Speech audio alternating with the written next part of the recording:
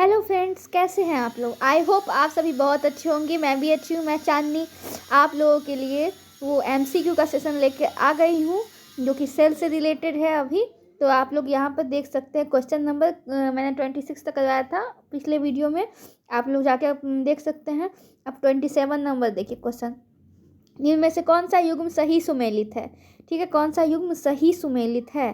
तो देखिए option answer होगा इसका डी, डिक्टियोसोम, गोल्जी बॉडी। ठीक है, गोल्जी का है, ये सही सुमेलित है। ठीक है, क्योंकि पादपों में गोल्जी काय को क्या बोलते हैं, तो डिक्टोसोम बोलते हैं। पादपों में गोल्जी काय को क्या बोलते हैं, डिक्टोसोम बोलते हैं। और इसे लिपोकॉन्ड्रिया, गोल्जी पदार्थ, गोल्जी उपकरण, गोल्जी कॉम्प्लेक्स नाम से जाना जाता है। किस किस को डिक्टोसोम जो है ना, इसको गोल्जी पदार्थ, गोल्जी उपकरण, गोल्जी कॉम्प्लेक्स के नाम से जाना जाता है। ठीक है, और ए बी सी सही सुमेलित नहीं है, आपको याद रखना है। क्योंकि ल्यूकोप्लास्ट जिसको अवर्णी लवक भी बोलते हैं, पादप में क्या करते हैं ये ल्यूकोप्लास्ट, ऑप्शन नंबर ए जो है वो क्या करते हैं, तो वो क्या करते हैं, पादपों में भोजन का संग्रह करते हैं। क्या करते हैं, भोज्य पदार्थ का संग्रह करते हैं, ना कि परिवहन करते। परिवहन नहीं करते, जबकि यहाँ पे ऑप्शन में दिया है परिवहन करते नहीं। ल्यूकोप्लास्ट पादपों में भोजन का संग्रह करते हैं, आपको ध्यान में रखना होगा। और क्या होगा उसके बाद, जैसे कि आपका ये कहाँ कहाँ होते हैं, तो ये भूमिगत तना में होगा, जड़ में होगा। और ये भोजन का परिवहन नहीं करते, भोजन को इकट्ठा करते, संग्रह करते। ठीक है, आगे बढ़ते। देखिए ऑप्शन नंबर बी बोलता है क्रोमोप्लास्ट। क्रोमोप्लास्ट इसको वर्णी लवक भी बोलते हैं। वर्णी लवक पादपों के ऊपरी और रंगीन भागों में पाया जाता है, जैसे कि पंखुड़ी हो गया, जैसे फल का कोई रंग हो गया, उसमें पाया जाता है वर्णी लवक, उसको क्रोमोप्लास्ट बोलते हैं। और ये प्रकाश संश्लेषण में सहायक नहीं होता है, जबकि यहाँ पे क्या दिया हुआ है, प्रकाश संश्लेषण, गलत है। देखिए प्रकाश संश्लेषण में क्रोमोप्लास्ट सहायक नहीं होता, जबकि ये रंग के लिए जिम्मेवार होता है। किसी पौधा में कोई रंग होता है उसके लिए जिम्मेवार होता है क्रोमोप्लास्ट। ठीक है, अब देखते हैं क्लोरोप्लास्ट। क्लोरोप्लास्ट क्या है, तो क्लोरोप्लास्ट को आप देख लीजिए, हिंदी में हरित लवक बोलते हैं, हरित लवक। और इसमें क्या होता है, प्रकाश संश्लेषी वर्णक पर्णहरित क्लोरोफिल पाया जाता है। क्लोरोप्लास्ट में क्या होता है, क्लोरोफिल पाया जाता है, और हरे रंग के सभी पौधों में भी पाया जाता है। ठीक है, तो ये हम लोग को ध्यान रखना है। और इसमें क्या होता है कि पादप में इसके द्वारा प्रकाश संश्लेषण होता है, और भोजन प्रकाश संश्लेषण से भोजन मतलब कि ग्लूकोज का निर्माण होता है। आगे बढ़ते हैं हम लोग, तो डिक्टियोसोम गोल्जी बॉडी से रिलेटेड है, इसी को बोलते हैं। आगे बढ़ते हैं हम लोग, क्वेश्चन नंबर 28 में आते हैं। दोस्तों ध्यान से देखिएगा, इस वीडियो को आप लोग बार रिवाइज कर सकते हैं, सुन सकते हैं, कोई भी काम कर रहे हैं, क्योंकि ये आप लोग के लिए बहुत इंपॉर्टेंट है। देखिए आप चैप्टर 8 क्लास 9th एनसीईआरटी से लिया, तो आप लोग समझ ही सकते हैं कि अभी एनसीईआरटी का वेटेज कितना बढ़ गया है। तो आप उसी हिसाब से इसको सुन के भी बार बार कॉन्सेप्ट अपने साथ एक कॉपी लेके, पेन लेके, जो मैं बोलती हूँ उसको नोट कर सकते हैं। ठीक है, 28 नंबर क्वेश्चन, इनमें से कौन सा कोशिकांग प्रोकैरियोटिक कोशिका के साथ साथ यूकैरियोटिक कोशिका में पाया जाता है। तो राइबोसोम जो होता है ना, राइबोसोम वो प्रोकैरियोटिक के साथ साथ क्या चीज़ में पाया जाता है, तो यूकैरियोटिक में भी पाया जाता है राइबोसोम। राइबोसोम तो क्या होता है, प्रोटीन की फैक्ट्री भी होता है, आप लोगों को पता ही होगा राइबोसोम। तो देखिए ऑप्शन नंबर बी हो गया आपको। ठीक है, तो ये हो गया।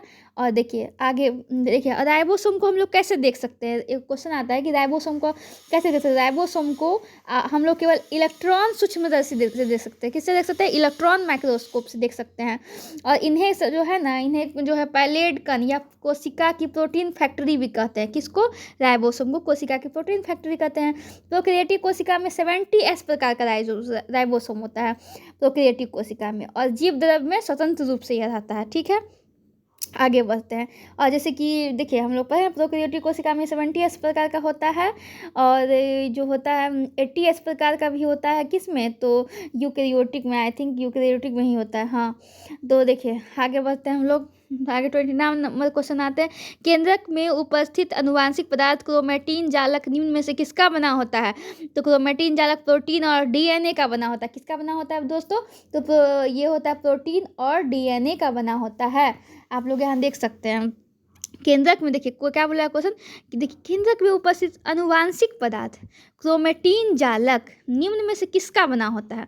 सबसे पहले ये समझना है कि केंद्रक में उपस्थित क्या क्या होता है, अनुवांशिक पदार्थ होता है, जिसको क्रोमेटिन जालक क्या है, तो अनुवांशिक पदार्थ है। वो किसका किसका बना होता है, तो वो प्रोटीन और डीएनए का बना होता है। आगे हम लोग बढ़ते हैं, आगे हम लोग 30 क्वेश्चन की ओर देखते हैं। नाभि के अतिरिक्त कोशिका के किस भाग में डीएनए होता है? वेरी वेरी इंपॉर्टेंट क्वेश्चन है दोस्तों, वेरी वेरी इंपॉर्टेंट। आप लोग ध्यान से देखिए, नाभिक के अतिरिक्त कोशिका के किस भाग में डीएनए होता है? अभी हम लोग जानते हैं कि नाभिक जो होता है किसी भी सेल का, उसमें तो डीएनए पाया जाता है, लेकिन कोशिका, इस नाभिक के अतिरिक्त कोशिका किस भाग में डीएनए होता है? तो माइटोकॉन्ड्रिया में होता है। किस में होता है दोस्तों? तो माइटोकॉन्ड्रिया में होता है, माइटोकॉन्ड्रिया में होता है। ठीक है, याद रखना है आप लोग को। तो नाभिक के अतिरिक्त कोशिका के माइटोकॉन्ड्रिया भाग में डीएनए होता है, और इसमें क्या होता है? उपस्थित डीएनए वर्तुलाकार आकार का होता है। किस आकार का होता है? वर्तुलाकार आकार का होता है। इसकी लंबाई कितना होता है डीएनए का? तो 150 नैनोमीटर होता है। और नैनोमीटर आपको पता ही होगा 10⁻⁹ होता है, आप लोग जानते होंगे। और इसकी संरचना जो होती है, इसके स्ट्रक्चर किसकी? तो डीएनए के स्ट्रक्चर जो होता है जीवाणु के न्यूक्लियोइड्स के से समानता प्रदर्शित करता है। जीवाणु का जो न्यूक्लियोइड होता है ना, उसी के जैसे लगता है देखने में। और ये क्या होता है? वर्तुलाकार होता है। इसका जो है 10⁻⁹ जो होता है मतलब कि 150 नैनोमीटर जो होता है इसकी लंबाई होता है। माइटोकॉन्ड्रिया क्या है? तो माइटोकॉन्ड्रिया अनुवांशिक दृष्टि से स्वतंत्र होता है। कोई भी याद रखना है कि माइटोकॉन्ड्रिया अनुवांशिक दृष्टि से स्वतंत्र होता है, परंतु ये अपनी क्रियाओं के केंद्रीय डीएनए पर निर्भर रहते हैं। लेकिन ये अपनी क्रियाओं के लिए किसके पर निर्भर रहते हैं माइटोकॉन्ड्रिया? तो केंद्रीय डीएनए पर निर्भर रहते हैं। अतः इन्हें अर्धस्वायत्तन कोशिकांग बोलते हैं। देखिए, क्योंकि माइटोकॉन्ड्रिया डीएनए पर निर्भर रहता है और कुछ काम अपने मन से भी कर लेते हैं। अनुवांशिक दृष्टि से स्वतंत्र होते हैं। कौन? माइटोकॉन्ड्रिया तो अनुवांशिक दृष्टि से स्वतंत्र है, लेकिन ये अपनी क्रियाओं के लिए डीएनए पर निर्भर रहते हैं। कौन? माइटोकॉन्ड्रिया। और डीएनए कहाँ होता है? तो किसी भी नाभिक के केंद्र के बीच में होता है डीएनए। ठीक है, तो माइटोकॉन्ड्रिया अनुवांशिक रूप से तो स्वतंत्र होता है, लेकिन अपनी क्रियाओं के लिए किस पर निर्भर होता है? तो डीएनए पर निर्भर होता है। इसीलिए इसको क्या बोलते हैं? Semi autonomous. सेमी मतलब आधा, ऑटोनोमस मतलब स्वायत्त, यानी कि अर्ध स्वायत्त कोशिकांग भी इसको कहते हैं। ओके दोस्तों, 31 क्वेश्चन की ओर हम लोग आगे बढ़ते हैं। देखिए, निम्नलिखित सूची 1 में से सूची 2 को सम्मिलित करते हैं। यहाँ पे सूची 1 को सूची 2 से सम्मिलित करना है। तो देखिए, पहला ऑप्शन है ए, लाइसोसोम। तो लाइसोसोम ए का 5 होगा, यानी कोशिका की आत्म सुसाइडल बैग इसको बोलते हैं, suicidal bag of cell lysosome, यानी कि कोशिका की आत्महत्या की थैली बोलते हैं लाइसोसोम को। ठीक है, तो ए का 5 हो गया दोस्तों। और बी का 3 देखिए, यहाँ पे हरित लवक हो गया। तो कोशिका का भोजनालय होता है। हरित लवक क्या है? कोशिका का भोजनालय। रसघानी सी का 1, यानी कि कोशिका का कचरा पात्र। कोशिका का कचरा पात्र मतलब कोई भी, जैसे कि आपका बाथरूम, जैसे आप जाते वॉशरूम में क्या करते हैं? वो पॉटी करते हैं, सुसु करते हैं, तो वो आपका हो गया आपका टॉयलेट जो वॉशरूम हो गया, वही होता है पेड़ के लिए रसघानी। ठीक है, पेड़ में जो सेल होता है ना, पेड़ में जैसे कोई भी कोशिका जो बनता है, तो कोशिका का कचरा पात्र मतलब कोशिका जो बना होता है, तो कोशिका में एक भाग होता है रसघानी। तो अपना कोशिका ना सब कचरा कहाँ डालता है? रसघानी में डालता है। जैसे आप कहाँ डालते हैं? बाथरूम में डालते हैं, वैसे ही कोशिका अपना कचरा कहाँ डालता है? रसघानी में डालता है। आपको याद रखना है। और देखिए, गोल्जी बॉडी डी का 2 कोशिका का ट्रैफिक पुलिस है कि कौन सा अच्छा चीज़ बाहर आएगा, अंदर जाएगा, कौन सा चीज़ अंदर से बाहर आएगा, ये सब ध्यान। कोशिका का ट्रैफिक पुलिस है ये। ठीक है, पुलिस को देखते हैं ना, कितना वो जो हेलमेट नहीं लगाया था उसको नहीं जाने देता है, मतलब रोकने का काम। अगर कोई अच्छा नहीं है तो उसको नहीं जाने देगा, अच्छा चीज़ तो जाने देगा। ड्रग आप नहीं ले जा सकते। वैसे गोल्जी बॉडी क्या? कोशिका का ट्रैफिक पुलिस है। और केंद्रक देखिए आप लोग, ई का 4, यानी कि कोशिका का नियंत्रक। अब देखिए ना, ये सेंटर में बैठा हुआ है। किसी भी सेल के बीचों बीच केंद्रक है, या नाभि के बीच में, उसको केंद्रक भी बोलते हैं। केंद्रक सेंटर में जो आदमी होगा, जो भी चीज़ होगा, वो सबको कंट्रोल करेगा कि नहीं करेगा? बताइए, करेगा ना। तो कोशिका का नियंत्रण कक्ष क्या हो गया? केंद्रक हो गया। गोल्जी बॉडी हो गया। तो देखिए, आप फिर से देखिए, lysosome suicidal bag of cell, ए का आपका 5 हो गया। हरित लवक क्या हो गया? हरित लवक हो गया आपका हरित लवक आपका हो गया कोशिका का ये भोजनालय, मतलब कोशिका अपना भोजन बनाता है। ठीक है, जैसे आपका किचन होता है, खाना बनाते हैं, तो ऐसे हरित लवक वहाँ पे, मतलब हरित लवक में कोशिका अपना भोजन बनाता है। रसघानी में कोशिका क्या करता है? तो अपना कचरा निकालता है। रसघानी, रस के रूप में कचरा निकाल लेता है कोशिका। ठीक है, जैसे हम लोग वॉशरूम करके आता है अपने वॉशरूम में। ठीक है, गोल्जी बॉडी क्या है? तो कोशिका का ट्रैफिक पुलिस है। और केंद्रक क्या है? तो कोशिका का नियंत्रण, क्योंकि सेंटर में ही कोई भी आदमी बैठा होगा याद करने के लिए, और वहाँ सबको कंट्रोल करेगा सेंटर में, तो कोशिका का नियंत्रण कक्ष। ठीक है, आगे हम लोग बढ़ते हैं दोस्तों। तो 32 नंबर क्वेश्चन देखिए यहाँ पे, लेकिन सूचीबद्ध को सूची से सम्मिलित करना है। ए का 2, ये तो ए का 2 है, यानी कि केंद्रक रॉबर्ट ब्राउन, केंद्रक की खोज रॉबर्ट ब्राउन ने किया था।